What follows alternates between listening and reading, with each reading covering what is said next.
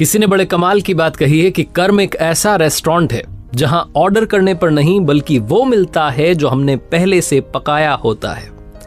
नमस्ते दोस्तों, मैं हूं आरजे कार्तिक। एक ऐसी महिला की कहानी जो अपने जीवन में संघर्ष के दौर से गुजर रही थी, बड़ी समस्या का सामना कर रही थी, लेकिन अपने चेहरे पर मुस्कान बनाए रखती थी, लोगों की मदद करने का भाव रखती थी। उनका एक डेली रूटीन था। वो दिन में जब भी भोजन बनाती थी, एक्स्ट्रा 2 चपाती बनाती थी और 2 चपाती ले जाकर के घर के बाहर खिड़की में रख देती थी कि कोई भी जरूरतमंद, कोई भी भिखारी, कोई भी निकले तो लेकर के चला जाए, अपना पेट भर ले। कुछ दिनों से उनके घर के बाहर से एक भिखारी निकलता था और वो तय समय पर आता था, 2 चपाती उठाता था, ले जाता था और जाते आते कहता था कि बुरा बुरा अपने पास रह जाए, अच्छा वाला घूम के आए। और ये जो लाइन थी वो हर बार हर दिन आकर के रिपीट करता था कि बुरा बुरा अपने पास रह जाए, अच्छा वाला घूम के आए। और इनको गुस्सा आ रहा होता था कि बुरा बुरा अपने पास क्यों रह जाए, मेरे साथ तो बुरा हुआ है, मैं इतने बड़े संकट का सामना कर रही हूँ। बहुत कुछ इनको चल रहा होता था। इनको चिढ़ होती थी, इनको लगता था कि एक ताना मार रहा है कोई आकर के।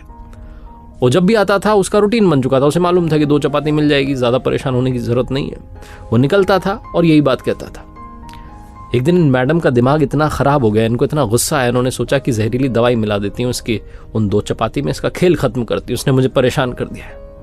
बहुत क्रोध में थी तो अलग से जो है आटा तैयार किया, आटा गलाया, 2 चपाती उसमें जहरीली दवाई मिला दी, उनको ले जाकर के घर के बाहर खिड़की में रखने वाली थी कि इनकी अंतरात्मा से आवाज़ आई कि तुम ये क्या कर रही हो, तुमने अपने जीवन में सब कुछ अच्छा किया और आज इतना बड़ा पाप करने जा रही हो, ये तुम कैसे कर सकती हो।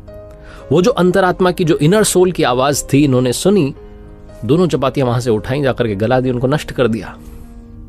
फिर से आटा गलाया, फिर से 2 अच्छी चपाती बनाई और ले जाकर के बाहर खिड़की में रखी।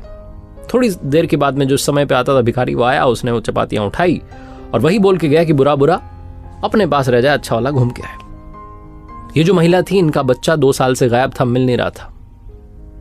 ये हर बार प्रतीक्षा कर रही होती थी कि घर के दरवाजे पर घंटी बजे, डोरबेल बजे और मेरा बच्चा गेट पर खड़ा हो। कमाल ये हुआ कि उस शाम में वो बच्चा घर के दरवाजे पर खड़ा था, उसने डोरबेल बजाई, वहां ने गेट खोला, लड़का सामने खड़ा था।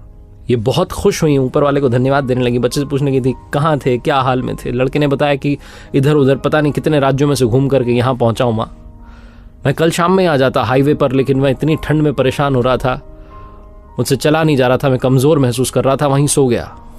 मेरी नींद जब दोपहर में खुली तो मैं बहुत बुरे हाल में था।